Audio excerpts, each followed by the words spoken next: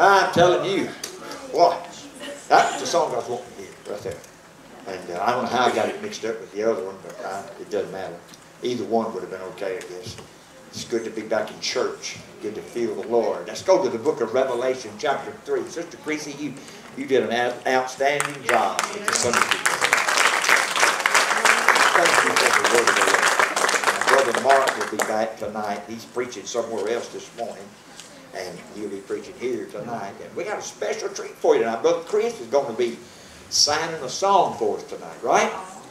Amen. I know. I believe I can talk him into it. If I talk all afternoon, I believe I can persuade him to do it.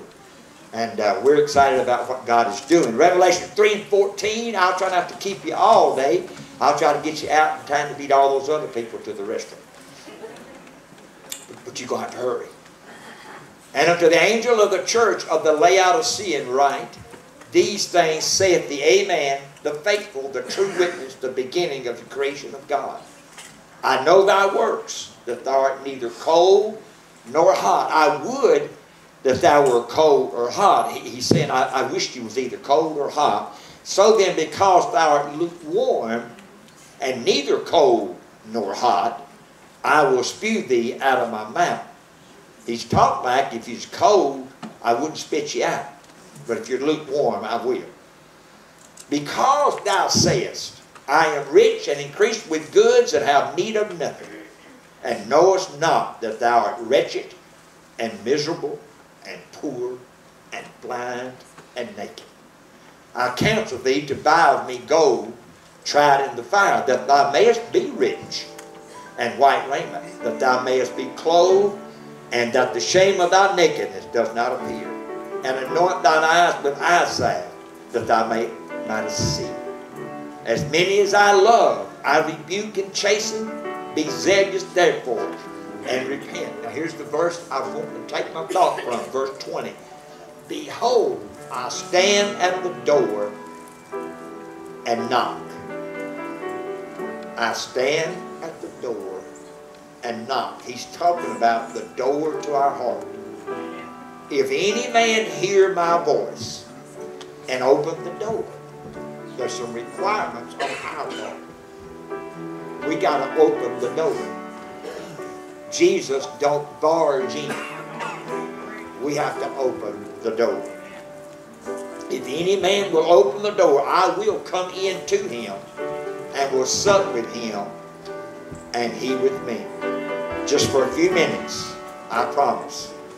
I'm going to preach on opening the inner door. There's an outer door and there's an inner door. Lay your Bible down and lift your hands to Jesus a minute. Father, thank you for the word of God. Lost in your presence. God, I want to be closer to your heart. Lord, I thank you want to be for giving me an consumed by your opportunity. I thank you for giving me an opportunity to speak. Draw Lord, fill my mouth, Lord, with what you want. Lord, you be the preacher. Take me You be the speaker, into Lord. your Just let me encourage presence. my mouth to Take speak. me. Not my will, Lord, but thine will be done. Bless your children. In Jesus' name. Everybody say amen. You can be seated. God bless you. Opening the inner door. There's a real familiar, popular painting.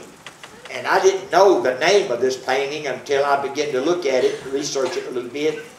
And there's a painting that's titled Christ at Heart's Door. And it shows a picture of what people have portrayed the Lord to look like. It showed him, it showed standing at the door, at a door and knocking, but it showed God's special attention to the fact that the door did not have a latch on the outside. And what it was saying was that the Lord was knocking, but someone from the inside had to open the door, because the door in the painting did not have a latch. So whoever was on the inside would have had to unlock the door before the Lord could have come in. You understand what the painting was saying?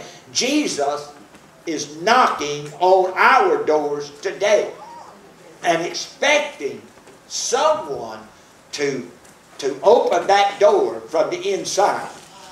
You can't open that door from the outside. Someone from within has to turn the latch to open the door. And only me or you today, when the Lord deals with our hearts and He talks to us, and you may not hear a voice, but you will feel something tugging at your heart. Right. You may not be privileged enough. You may never be privileged enough to hear that voice of God speak to you and say words to you like, "My child, I love you," or "My child, I want you." You may never hear those words spoken, but you feel a tug and you feel a necessity of responding. You feel it necessary sometimes to respond to what you feel. That is the Lord knocking at your heart. That is Jesus knocking and wanting to enter into your heart. But He can't do that unless you or me open the door from the inside. We have to respond to the Lord. It's us that has to say, "Yes, Lord." It's us that has to give our heart and life and soul over to Jesus. He only knocks. He comes by and He knocks. And He made the same heart that He's knocking on this morning. He may probably will knock on that heart again tonight. And that's just the way Jesus does. But He never forces Himself to enter. You and me, we have to make it up in our mind that we're going to open the door from within. Opening the inner door. Throughout our lives, we have to make big decisions. There's lots of decisions. There's emotional decisions. There's spiritual decisions. And there's natural decisions that you and I have to make in our life, throughout our life. Our biggest emotional and spiritual need, in my opinion, is security. We like to feel secure. We like it financially. We don't. A lot of people don't enjoy. I don't think anyone enjoys just barely getting by. Just barely making the. And that's better than not making the bills. You understand? But just barely getting by, just living from one paycheck to the next. And so many people do that. But a lot of times we don't feel secure in that. Because I've heard people say, "Man, when I worked at Yellow Creek Nuclear Plant over in Iuka, Mississippi, I was a welder over there before I came here. There was guys that they was getting ready to shut that plant down, Brother Jim, and there was men that pipe fitters and journeyman electricians and things that were on that job, and they were making big bucks. They were making some big money, union work and a lot of money and little work. One of them told me, said, "If they shut this thing down, I don't know what I'm going to do." I said, "What do you mean?" He said, "I went out and bought me a new home. I got a new four-wheel drive pickup truck. I got a new car." And depending on that job to stay available, it's called security. But I hate to tell you, but the job shut down, and no doubt many of them people didn't know what in the world to do. It's something about security. We just lacked security. It's like kind of everything that's dear to us. We kind of want it secure. That's why you lock your car when you get out to check the air pressure. That's why you don't feel like you can leave your car open to pump gas in it. You think I'm kidding?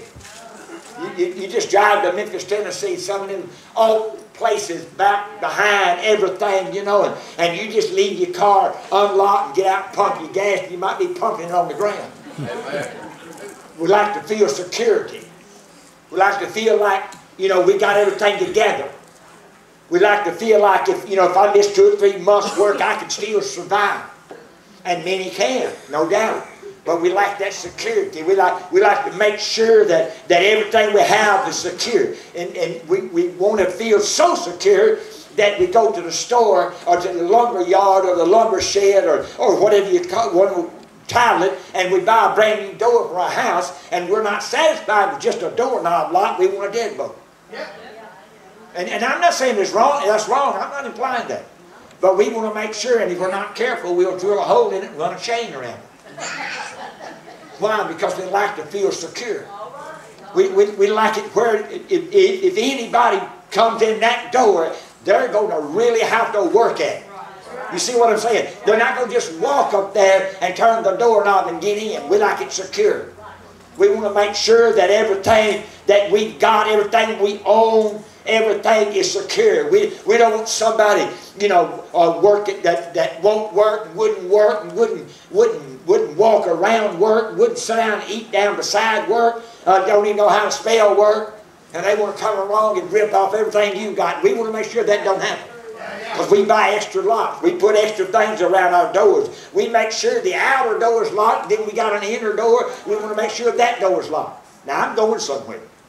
We got to make sure, you know, we used to call them storm doors. I guess they still do. They're real nice. Now, they got a real nice now. You know, you can buy, man, you can spend some money on them crazy things. But we want to make sure, don't care what the glass looks like, don't care how, but we want to make sure it's got a good lock, and we want to make sure that it's good and stable, that can't just anybody walk up there and grab the handle and pull and snatch the door open. We want it secure. And that ain't all we want. When we get that part done, we want to make sure our inner door is locked tight. We want to make sure there's a deadbolt. We want to make sure everything's squared away, and we want to set a Gatling gun. Like when you come in the door, we want to make sure, and we want it automatically triggered. We want if that door opens without permission, we want it to bust it. We want security. You know what I'm talking about. And that's probably the biggest emotional, and it ought to be the biggest spiritual problem that we have, wanting to make sure that we're secure, wanting to make sure that everything is okay. If anyone comes, they got to open both doors to get into my house. That's the point I'm wanting to drive to you for a few minutes. If they come to our house, come in our front door, they've got two doors to come through, locked doors. If they come through our garage, they got two doors that they got to tear down, kick down, knock a hole in, or something to get into my house. I got it secure, or I feel like I do. If anyone comes in, that door will have to be opened from the inside or torn down. Jesus does not tear down a door. Amen. If you're here today and you don't know Him, He is not going to impose on you and kick your door in. If He comes into your heart today, you're going to unlock that door and you're going to open that door yourself. The preacher can't do it. Come on, the Sunday school teachers can't do it. The youth leaders can't do it. If it's going to happen, you got to do it for yourself. Right. I'm preaching to somebody here today. Jesus is not going to lock. He's not going to lock us out. He don't want to be locked out of our life. Jesus wants in my life. He wants my door, my inner door, not just the outer door. Too many people try to live for God through the inner door. They want to live for God with only the outer door open. Want to come down to the altar and just kind of whisper a prayer and go back and live like they always live, act like they are. That's living beyond the outer door. I'm not preaching. I'm preaching you got to get into the inner door. You got to open the inner door and you got to invite Jesus into your life, and it's got to be the most secure thing that you've ever had in your life. You're going to have to get secure.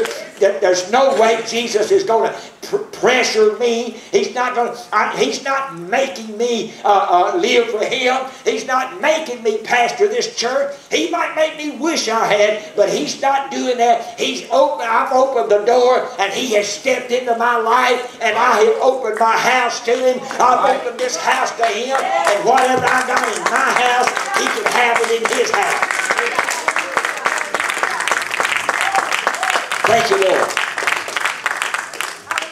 Just preaching. Just preaching. The Laodicean church was kind of like the church today. It was wealthy and had need of nothing. Nothing. had everything it needed, had all the money it needed, everything apparently paid for, had need of nothing, had wealth. It was self-made. Most of them's man-made. Self-made, self-satisfied, and self-centered, and had need of nothing. Now I read to you the challenge that Jesus issued through John. Don't you know, he said, that thou art wretched and miserable and poor and blind and naked. I counsel with thee, he said, try of me, or buy of me gold tried in the fire, that thou may be as rich. Honey, you may have more money than they got at Fort Knox. But if you ain't got Jesus Christ, you're a poor, wretched, miserable, blind, and naked individual. You have no security. If you're not a child of God, if you've not invited Jesus into your heart through the inner door, you're wretched. You don't have security. You don't know which end's up. You don't know if you're washing or hanging out. Is anybody hearing me preach today? And the only way you get security is when you allow Jesus to come in to your life. I read a story, an old man like myself, who lived in an old house and would have nothing to do with anybody. Nobody. He didn't like nobody. If he had friends, he didn't like them. He didn't like nobody.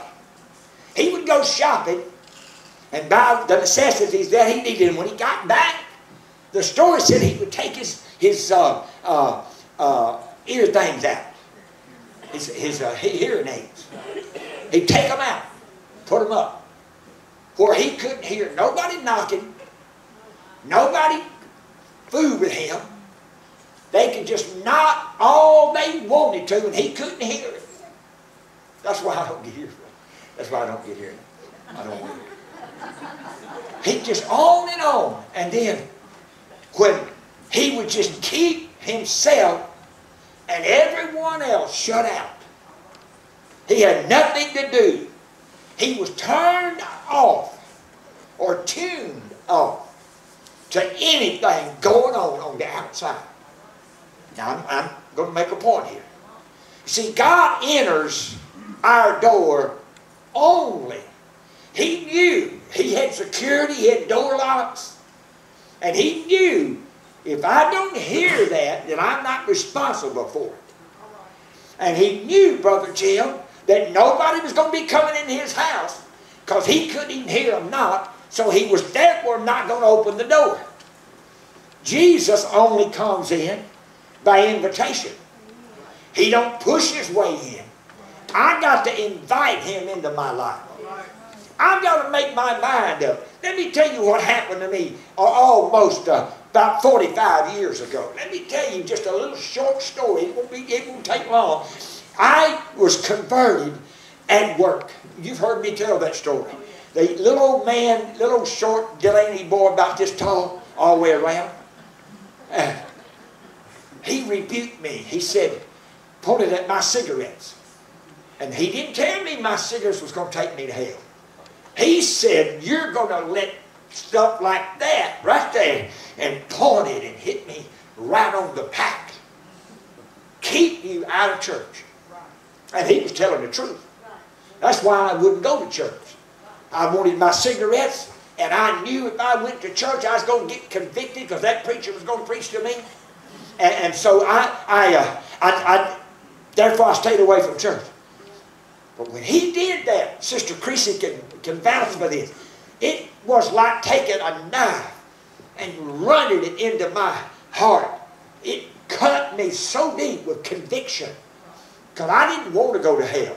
I knew all about the Holy Ghost. I knew all about God, and I didn't want to go to hell. And I got home, I went home that day and got my cigarette. You've heard that part. The part I want to tell you When Wednesday evening came, I came in from work, got me a shave and a shower, and told Sister Creasy, I said, I'm going to church with you.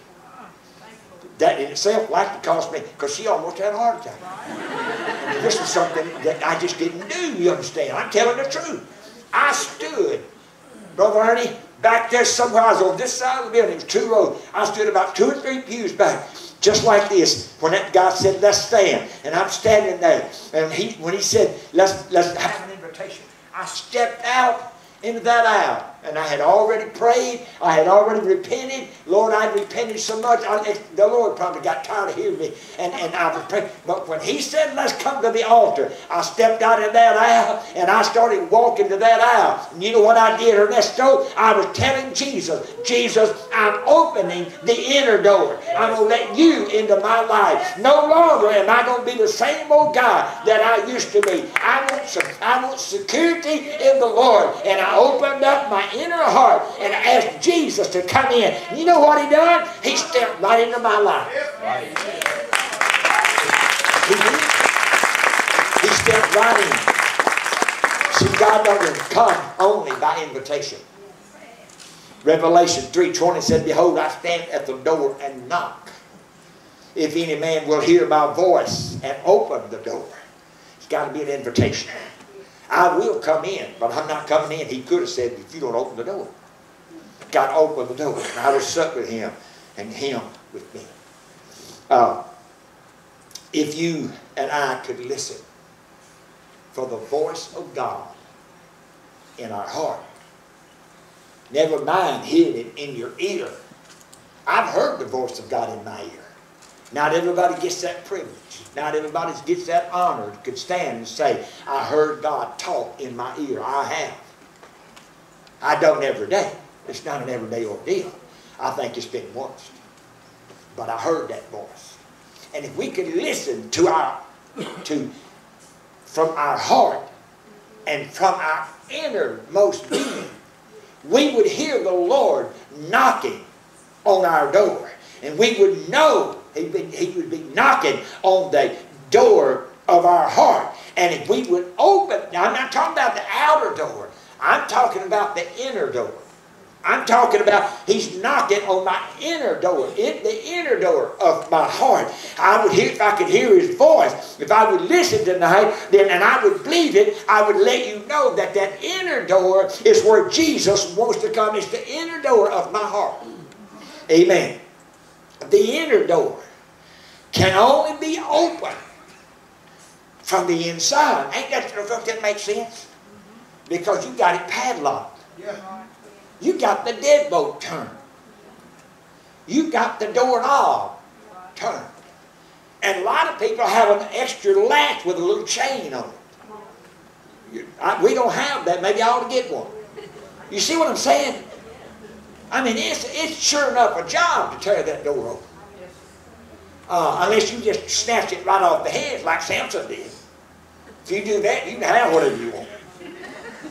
But if we can just understand that Jesus, if we'll listen from our heart, the inner door that Jesus is knocking on can only be opened in the inside. And many keep that door closed. Now I'm fixing to preach. I got a short sermon. That's just a foundation. You need to know and you need to understand that the inner door that Jesus, if you open the inner door, Jesus will come in. Jesus does not want, listen carefully, He does not want a front doorstep relationship. It ain't going to get it, honey. It won't work. He will not stand on the porch or on the front doorstep and make a bargain with you. If you're not willing to open that inner door and invite Him in, He'll leave. He's not going to stand on the doorstep. I don't like standing on nobody's doorstep. If you don't like me, tell me to leave. Don't let me stand there thinking, well, He's going to invite me in, man. If you don't want me there, just say, get out of here, preacher. We got better things to do, talk to you. But Jesus ain't going to stand on that doorstep. He's going to knock. But he won't stand on your doorstep. Young people, you better listen to me. If you don't open that door, he'll leave. I read another story, as you probably already figured out, if I can find it here. It starts like this. There was a crunching sound of feet on the gravel. Then a knock at the door. A woman said, Albert, there's someone at the door. He said, well, I'm not deaf. Don't you know? She then said, well, aren't you going to answer it? He said, I have no idea who it is. I don't recognize that knock. She said, if you don't open it, you'll never know who it is. Will you? Then, it says the pitiful part, bad part, there was another crunching sound in the gravel as the would-be caller walked away down the path. God is not going to force himself. He's going to walk up to that door. And Albert replied, he's gone now anyway. And if we don't open that door, the next time it'll be easier for you to say no. You can't come in my house. Watch this. To really know Jesus, the door must be open. He won't have a relationship from the front porch. That's not the way God does. He's not just going to stand there. He will make himself known by the knock. He's going to knock. And Jesus said, ready? When the door is open, I'll come in. That's saying I'm not coming in if you don't open the door. When other people, now watch, this is important. This is good. When other people come to your house to visit, there are places in your house that's restricted that you don't allow company to go. They got no business in some areas of your home. Some areas of your home is private. That's your private place. Whatever you want to call it. That's as far as I'll go with that.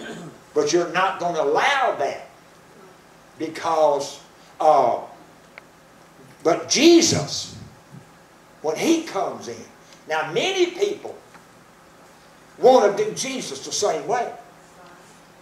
They want him to come in, but they want him to live in the areas that's not restricted. You can't do that. If I'm going to invite you, you come to my house, I'm going to let you have the living room, I'm going to give you one of the bathrooms and the kitchen. That's it. That's it. That's all you need. You don't need to know what I got in my bedroom. Or you don't need to know what's in the guest bedroom. You don't need to know that. That ain't none of your business. You see what I'm saying? That's personal stuff. I may have an alligator stashed out there somewhere. But when Jesus comes into our inner heart, our inner door, everything has to be out front. He has to have access to every room in your house. Any room he wants to walk into, he's got to have access to that house, to that room. If not, then he won't come in. He won't stand on the front porch. Going to have to open up your house to him.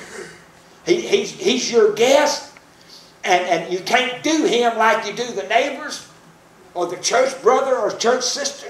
You can't do that. It's okay, you know, to do that with other people because that's your right. But you don't have that right with God. That's why I said the inner door has to be open. When you open the inner door, he comes in. And he has access to the house. You need to know and you need to understand, God, as I said, God is not going to stand on the front doorstep. Don't you just hate it when you go somewhere to visit And you knock on the door, and all of a sudden you hear the doorknob turn, and the door opens about that much. And you see an eyeball. Everybody don't have those little peepholes. I, for one, don't. But that door opens about like that. Now listen carefully. And you see a big old eyeball peeking through. And he says, "What do you want?" Don't that make you feel so welcome? See what I'm saying? That's why you do God. We want to open, just kind of crack that door about 2 inches or less, where we can just kind of peek through. You want to know, what do you want? I got a message for you, what he wants. He wants that door open. Yes, sir. He's not going to kick it. He wants you to open that door. There's people here today that I think the world of. I'd do anything in this world I could for you. But you ain't opened that inner door yet. You still got a front door still relationship. And it won't work. You got too many doors shut up in your house that you don't want Jesus to enter. Because you're afraid to let him enter. It's like the old boy, Stanley. Used to go to our church in Memphis when I was co-pastor with Brother Harry. Good old gentleman, good old gentleman. He'd come by when he was about half tight, and he kept us like a country gentleman smoking tobacco in his front pocket. And he threw you. How many know what I'm talking about? The old yellow string? Spot him in the Miami Mall. And Brother Harry went back over to him one night. Brother Roger, he said, "Charlie," his name was Charlie. He said, "Have you ever prayed about that yellow string hanging out of your pocket?" He said, "No, sir." "No, sir." He said, "Why?" He said, "Because I wouldn't like what God had to say about it." And people want to crack that door just enough that they can see him, but they won't let him in. He's on the front porch. He's standing on the doorstep, maybe. But that won't do it, girls. That door's got to open. You got to invite him into every area of your life. Lord, you can cover everything I do. It's up to, preacher's not even going to make me mad if he preaches against country gentlemen smoking. It's not going to make me mad. Why? Because I've opened the door. Jesus said, "I stand at the door and knock." I want to ask you something today. Just as we're getting ready to close, we got plenty of time to go get you out early. I want to ask you something today. I think everybody in here pretty much has at one time prayed in an altar or whatever. However you want to call it. Got saved, backslid, got saved, backslid, got saved, backslid. Whatever you want to call it. And one time or another, I think everybody in here has opened the front door to Jesus. But let me ask you this question. When you opened that front door to Jesus, did you open up the inner door also? Is he welcome to in any area of your life? Is he welcome to go to work with you? Or do you say things and act ways at work you wouldn't do at church? Is he welcome to go fishing with you? He went fishing with his men. I don't know why he wouldn't us. But is he welcome? Would you have to readjust your schedule if he'd come in the inner door? Would you have to readjust your lifestyle? Would you have to put up magazines? Would you have to put this up, put that up? Or could you give him run of the house? Just take your pick, Jesus. Whatever room you like to stay in is the room I want you. You understand what I'm preaching about? So I want to ask you, when you opened up that outer door, did you open up the inner door? If not, Jesus is still standing on your front porch. He's not entered into your heart yet, because you've got to open the inner door of your heart to get him to come in. Bow your head with me, would you? Everybody just bow your head. Go ahead, Rebecca. Just anything you feel to do. Father, we pray, God, you will bless this audience today. Lord, I preached my heart. That's all I know. I preached everything you gave me. Who's willing today to open the inner doors and invite Jesus in? Stand with me, would you? Are you willing? Are you willing? Have you already invited him in? Come, invite him into your life today. Come on down to the front. Everyone that would, just invite Jesus to come in to your life. In the name of Jesus. Come join us today. Everyone that would. King of glory, fill this place. We just want to be with you. We just want to be with you. So we'll sing hallelujah till you come again. And we'll dance in your presence till you come again. I'll just sing hallelujah till you come again. And I'll dance in your presence till you come again. We will sing hallelujah till you come again. Dance in your presence, dance in your presence, dance in your presence, dance in your presence. King of glory, fill this place. We just want to be with you. Just want to be with you. Oh, King of glory, fill this place. Just want to be with you. Just want to be with you.